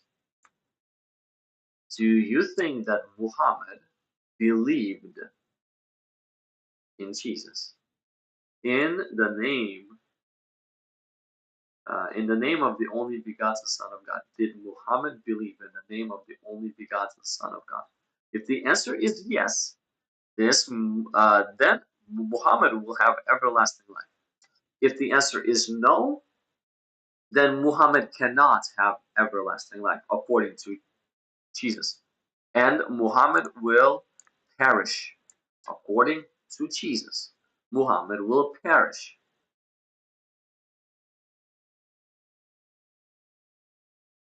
Remember again, in the name of the only begotten Son of God. Only begotten Son of God. Okay, so let's see what Muhammad has actually taught. Let's jump into one of the shortest, or it might be the shortest chapter of the Quran. It's very easy, very simple.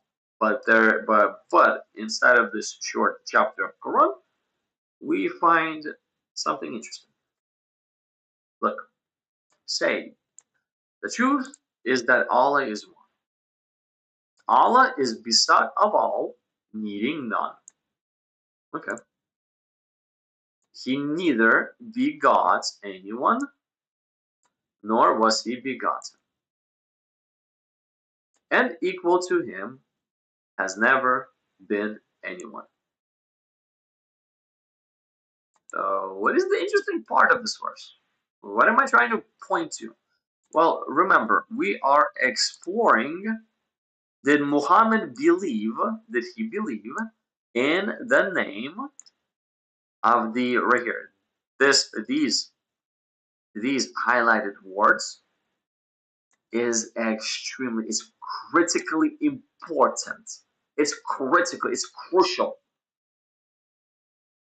Did he believe in right these 1, 2, 3, 4, 5 words? Yes or no?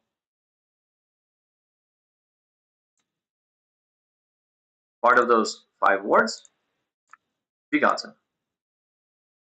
Begotten, Son of God. So God has begotten. God has begotten, according to Jesus. According to Muhammad right here, so he's talking about Allah. Allah is beside of all, needing none. So Allah has neither begot anyone, nor was he begotten. So according to Muhammad, God did not beget anyone. He did not beget anyone. But according to Jesus, I must believe in Jesus as God's only begotten Son, that God did beget him. And Muhammad says that God has never begotten anyone. Huh. What if I was to go with the Quran? Just keep just, just remember, I'm a Christian who was presented by the Muslims that Quran is the last revelation. And I am sitting down and I'm thinking, I'm testing, because Quran is claimed to be prophecy, the word of God. So according to the New Testament, I am commanded not to reject the prophecy, but to test the prophecy. So this is what I'm doing, is I'm actually testing the prophecy. A way to get to heaven, according to Jesus, is believing that he is the only begotten, that God has begotten. God has begotten. According to this final prophecy, God has never begotten. He has never begotten. Okay, so what if I was to trust the Quran and agree with the fact that God has never begotten? What is that okay or not? Well,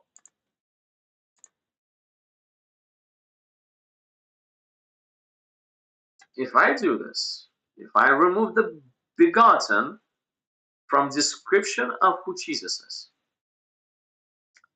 then I believe right now, I believe in the only Son of God, because we just removed the begotten.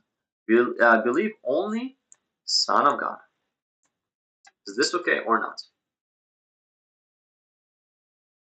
According to Jesus, begotten is there. According to Jesus, begotten is there. Begotten is one of the descriptions that is applicable to Jesus. So if a person removes it, then he is messing with the salvation. They're messing with salvation. But let's continue. Let's just, for now, let's start with, or stop here, messing with salvation. And let's continue to the next aspect,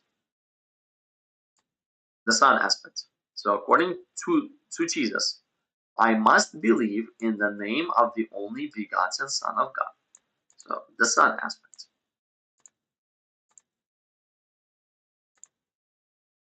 One of the passages that that screamed the loudest in Quran in regards to the Son aspect. I'm going to give you the loudest screaming passage, whether Allah has a son or he doesn't have a son.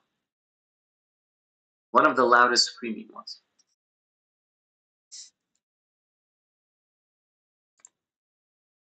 Okay.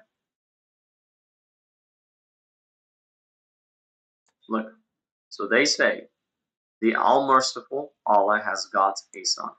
So they say. So there's people that say this phrase, that All-Merciful Allah has gotten a son.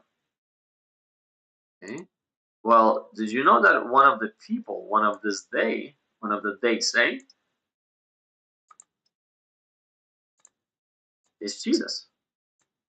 So Jesus is part of this they say.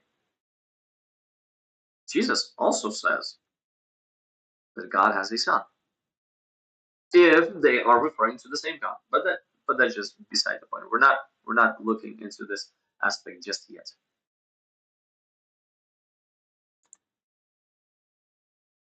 So Jesus is one of the people that say that God has a son.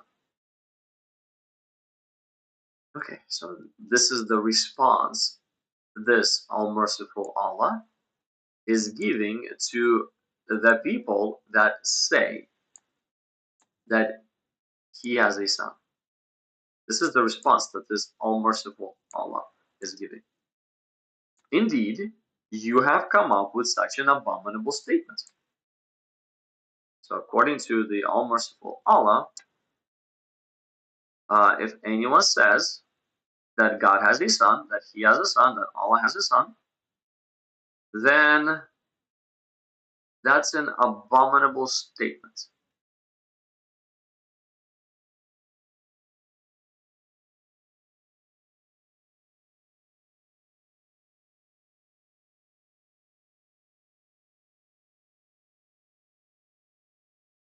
So that is an abominable statement. Okay, then that means that Jesus, when he said that yes, he is the Son of God, he committed an abominable statement. Okay, let's continue. Look how abominable statement that is. That the heavens are well nigh to explode at it, and the earth to burst apart, and the mountains to fall down crumbling. You see how bad that statement is? Simple statement, God has a son, is extremely bad, that the heavens are about to go boom, boom, boom, kaboom. The earth crack open. And all the mountains are gonna go down, down, down. They go. That's how bad of a statement it is. For they have ascribed a son to the all-merciful Allah, while it does not behove the all-merciful to have a son. Okay, well, there's no son. So this all-merciful Allah that is in the last revelation doesn't have a son. But God in the third revelation does have a son. Jesus himself says that God does have a son. Jesus called God his Father over and over and over again. Now, if God is a father, then he must have a son. Because in order for you to be a father, you must have a son. How can you be a father when you don't have a son?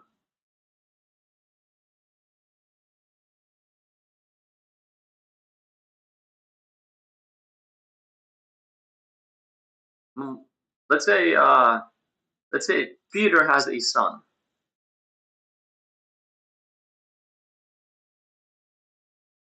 Peter has a friend, so it'd be easier to understand.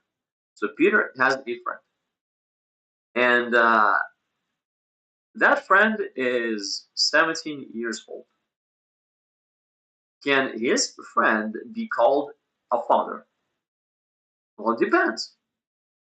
He possibly can, and he possibly can't. It all depends. What do you mean it all depends? Well, there are a few factors that we have to factor in. One of the factors, the number one factor that we have to base this off of is, does that friend has a son? If the answer is yes, then sure, he can be called the father. But if he doesn't have a son, or a daughter, or an offspring, then he cannot be called a father. It's not hard to understand. But anyways, what I'm trying to hit here at is this. The thing that I'm testing, the thing that I'm exploring is, does the final revelation, well, claimed to be final revelation, claimed, we cannot establish just yet. Well, now we somewhat can, but beforehand we couldn't establish whether Quran is truly the final revelation or not. We couldn't. But right now, we're starting to understand that Quran is not the final revelation of God. Actually, the Quran is changing a way to get to heaven, and not just changing. Quran is canceling a way to get to heaven according to the angel. It's canceling. It's completely refuting, canceling to the point of, if you use if you say, if you claim, and if you use a way to get to heaven according to the angel, if you use angels' way to get to heaven, and the angels' way to get to heaven is to believe in the name of the only begotten Son of God. Believe in the name of the only begotten Son of God. That is the angels' way to get to heaven. But according to Quran, if I actually believe in the angels' way to get to heaven, I'm committing an abominable statement. I'm actually pissing off Muhammad's Allah. I'm pissing him off. He's going crazy and mad. Whoa, whoa,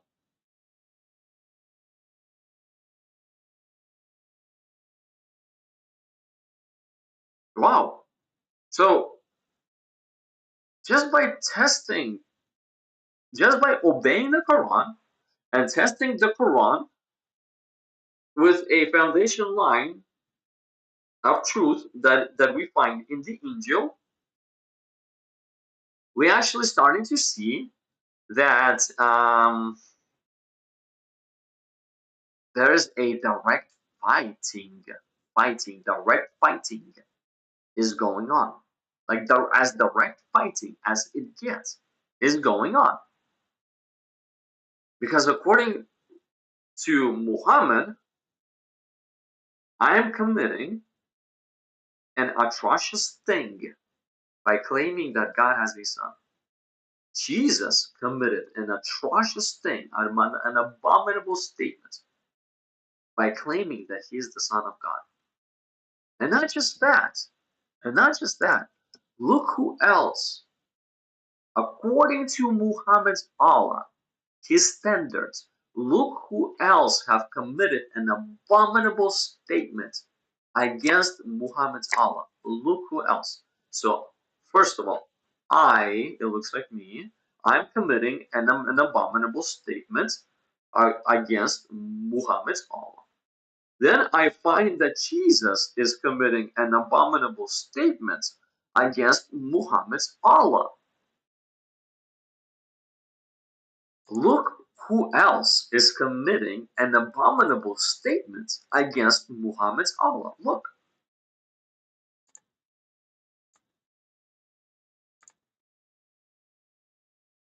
Yeah. So this is a story when John was baptizing Jesus. Let's start with verse 16 right here. When he had been baptized, Jesus came up immediately from the water, and behold, the heavens were opened to him. And he saw the Spirit of God descending like a dove and alighting upon him. And suddenly, pay attention, this is very important. You will see who else is committing an abominable statement against Muhammad's Allah. And suddenly a voice came from heaven, saying, "This is my beloved Son, in whom I am well pleased." Hold on a second. This is my beloved Son. Who said this? Suddenly a voice came from heaven. Let's imagine this. People are on the shore of Jordan River. Jesus comes out from the waters. Heavens open up. The Spirit of God descends upon Christ. And then, while the heavens are still open, everybody in that area hears a voice speaking. They cannot see who's speaking, but all of them hear a loud voice proclaiming, "This is my beloved Son, in whom I am well pleased." Dear people, God Himself said that Jesus is His beloved Son. God Himself said. So check out, check out the pattern that I'm trying to point to here. Christians, the followers of Jesus, me right here. You're a Christian, you're doing exactly the same thing. Christians, the followers of Jesus. We are committing an abominable statement against Muhammad's Allah. Jesus also has committed an abominable statement against Muhammad's Allah. And then God Himself has committed an abominable statement against Muhammad's Allah. Who's Muhammad's Allah? Who is Muhammad's Allah if God Himself has committed an abominable statement against Muhammad's Allah? Who is this Muhammad's Allah? Who is that? Think about it. God Himself has committed an abominable statement against Muhammad's Allah. Who is this Muhammad's Allah?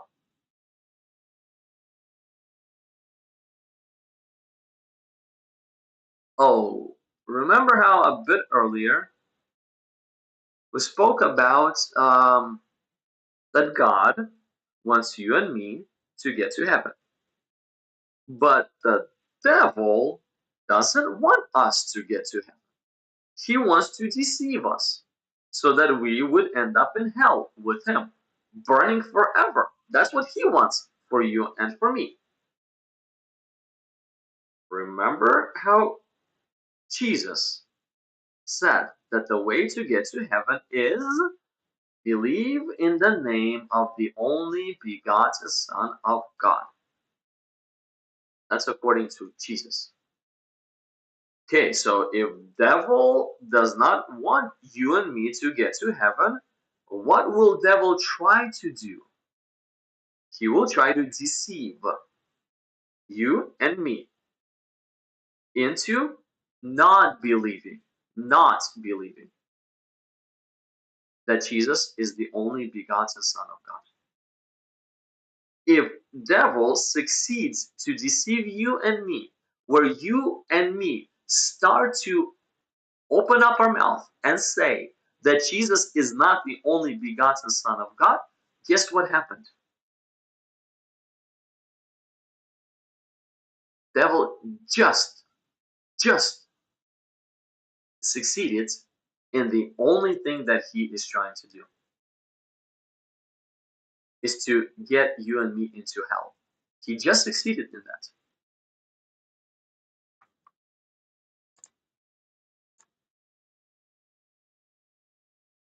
Let me read this verse again. He who believes in him, this is according to what Jesus says. He who believes in him who? Who is this he? Him. Right here. God's only begotten Son. So he who believes in him is not condemned. But he who does not believe is condemned already. And devil will try his best to deceive you and me so that we would not believe in the name of the only begotten Son of God. That's what he's going to try his best, so that we would be under condemnation. Being under condemnation is literally waiting for a coming time where you and me will be cast into hell. That's what condemnation is. It's a waiting stage until you know that future time where that action will be executed. Because he has not believed in the name of the only begotten Son of God. I hope y'all understand what I'm trying to drive in. I hope y'all understand that after doing some tests, even using Quranic standards, the standards of the test is found in Quran. I used Quran to test Quran to see if Quran is from God. And when I tested the Quran using Quranic standards, the test so far has revealed that Quran is from the devil himself. This is what it just revealed. Because the one who wants to deceive you and me into going into hell is the devil. Quran is doing exactly that. Quran is deceiving you and me in trying to get us into hell. It's deceiving us. So now, this is what you and I have to this is the decision you and I would have to make. Will I and you, will we allow Quran deceive us and get us into hell? Will we allow this to happen? It's your body, it's my body, it's our choice.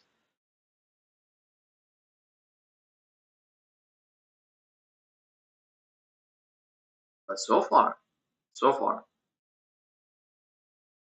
this is the clearest test whether Quran is from God or not. Quran has failed that clearest test.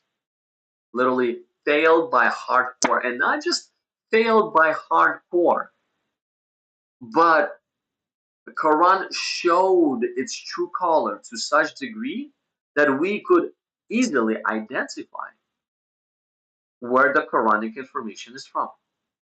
We could actually identify where it's from. Let me show you one more thing, or two more passages from the Quran. Let me show you two more passages. I can show you a few more, but we'll just stick with two.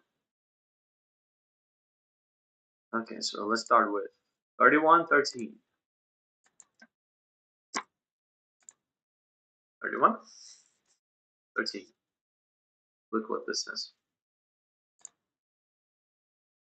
Okay, so remember when this person said to his son while he was advising him, and look at this. Look at this advice. It's very important. My dear son, do not ascribe partners to Allah. Indeed, ascribing partners to Allah is shirk, is grave transgression. So assigning partners to Allah is a great transgression. It's shirk. Saying that Allah has a son, assigning a son to Allah, according to Quran chapter 19, verse 88, 89, 90, and 91, probably 92. So according to that passage, anyone who assigns a son to Allah is committing a abominable statement. Right here, ascribing partners to Allah is committing shirk. But how do you, according to this, how do you ascribe partner to Allah? Through your mouth, through what you say, what you claim that you believe.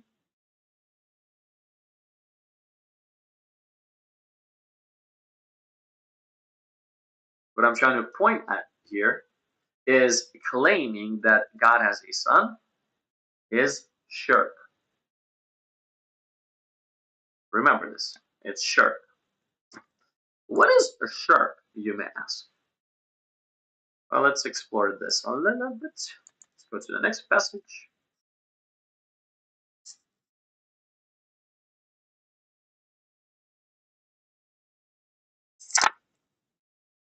You can go to 448 if you want, but I'll actually skip that. I'll go to 4116. It's very similar. The idea is the same. I'm not trying to hide anything. 4116. Okay, let's see what this one says. Look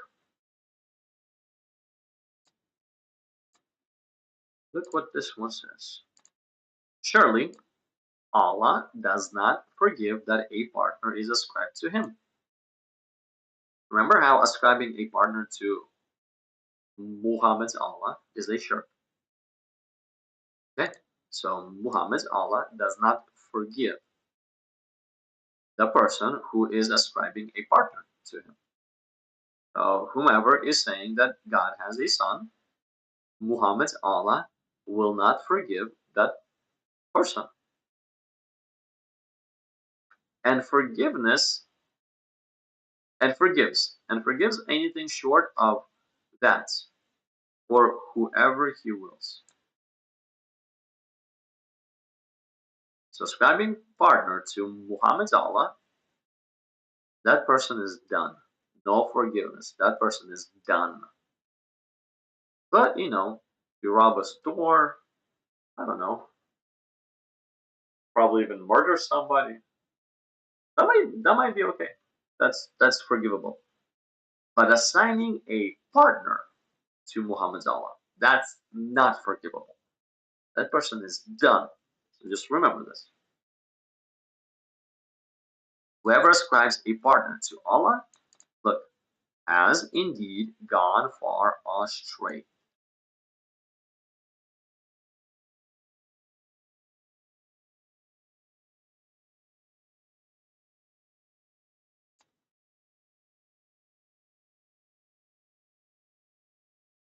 Now, according to the Quran, shirk, anyone who dies in shirk, that person will burn in hell for eternity. There is no forgiveness. That person will burn in hell for eternity. Anyone who commits shirk. And shirk is claiming that Jesus is the only begotten Son of God.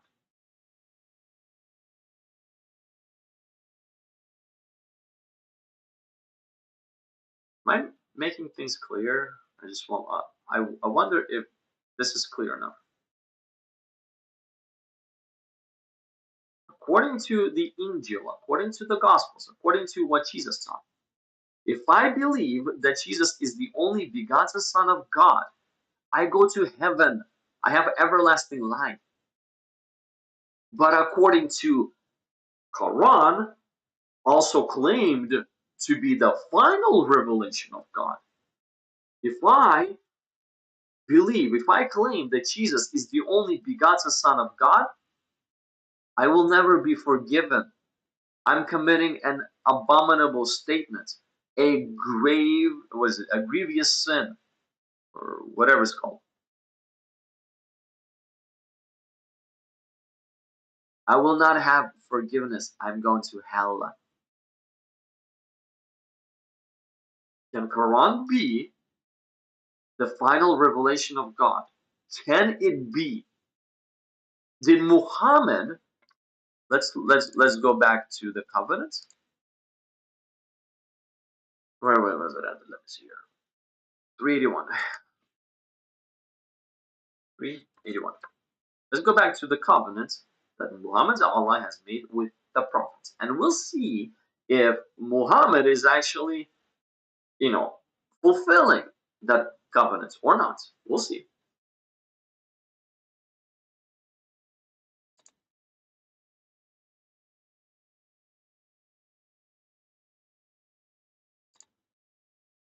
Okay, so look. So when Allah made the prophets enter into a covenant, if Muhammad is a prophet, then he must enter into a covenant too, right? Okay. Saying, so this is the covenant. If I give you a book, a wisdom, then comes to you a messenger verifying what is with you, you shall have to believe in him, and you shall have to support him.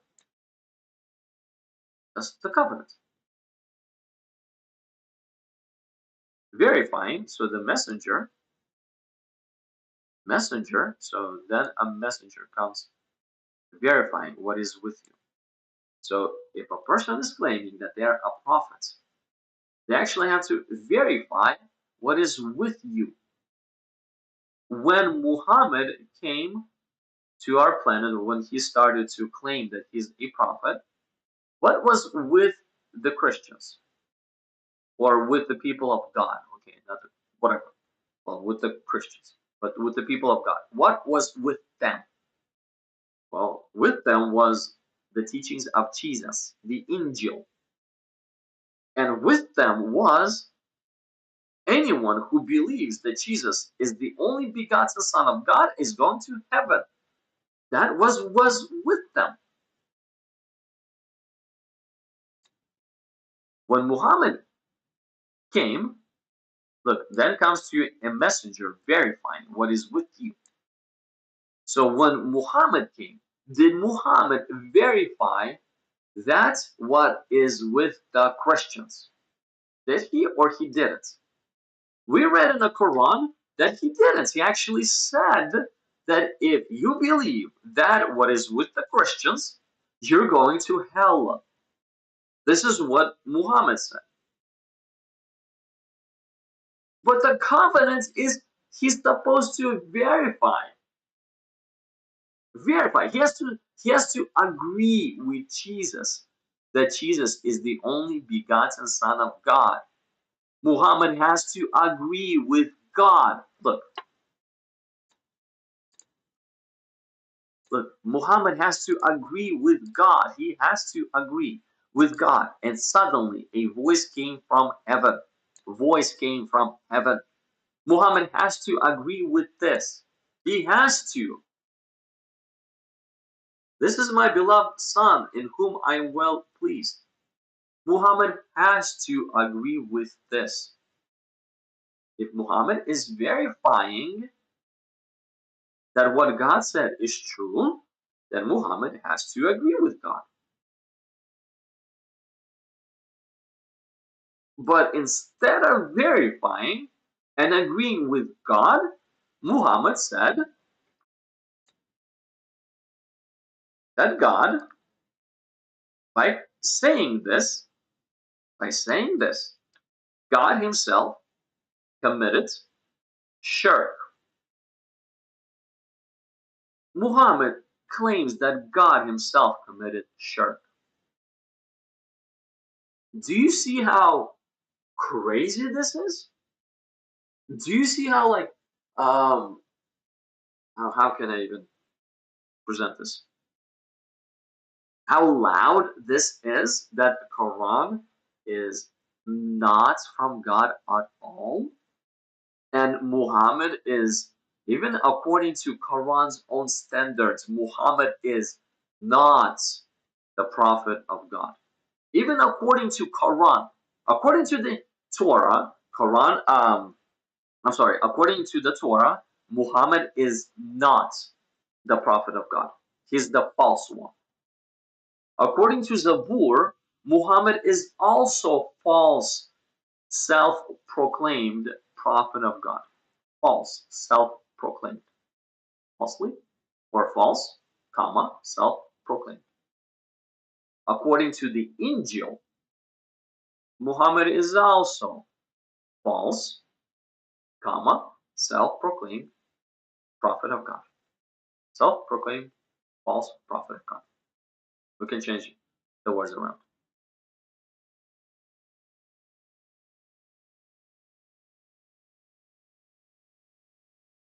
Even according to Quran. Even according to Quran. According to 381, we also can see that Muhammad is a false prophet, false, comma, self-proclaimed prophet of God. According to Quran, he's false.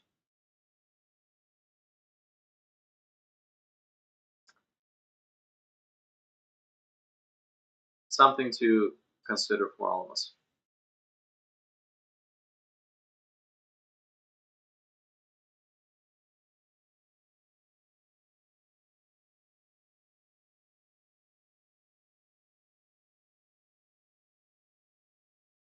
And I do want to say thank you so much for hanging out with me.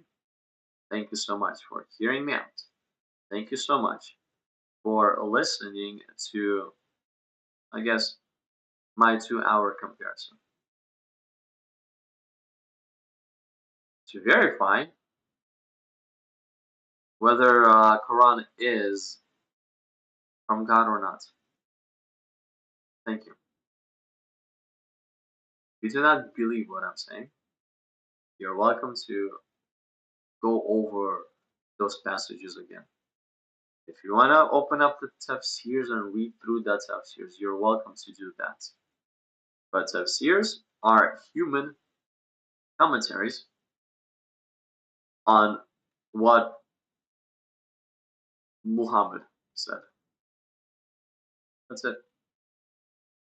And one human commentary says one thing, another human commentary says another thing. So the tafsirs do not even agree with themselves. If you want to read those, you're welcome. You'll find where some of the tafsirs agree with what I'm saying, some don't. I mean, obviously not with everything that I'm saying because they're not allowed to. I mean, they're not allowed to tell you. Think about it, Muslim scholars. They're not allowed to tell you that Quran is from the devil. They're not allowed to tell you this. They're gonna be killed. They're gonna lose their job. It's gonna be up with the head. They're not allowed to tell you this. But I am, I guess. I am. Okay. It's gonna be off with my head. Okay. I have everlasting life. Doesn't matter. I lose this body and get eternal body, and then I live forever and ever. It's okay. It's totally okay. It's totally okay. But anyways, thank you so much for being out with me. Like the live stream. Why? Because you're simple. Like it allows YouTube to bring somebody else to the live stream. Share the live stream, and by liking the live stream, by sharing it, you're helping me to spread the word. So thank you, thank you, thank you, and subscribe to the channel. I'll be jumping off the live stream today. These are some of the things that I want to talk about. And till next time. Next time will be a longer live stream. And next time will be on Sunday. About 36 hours, I would say. Earlier than that, about 30 hours. So wherever you are, just add 30 hours to whatever time is right now. That's the next time I'll be on. And thank you so much, Davey, Dios. Thank you so much. Jesus loves you. He does. He loves you too. He loves you too.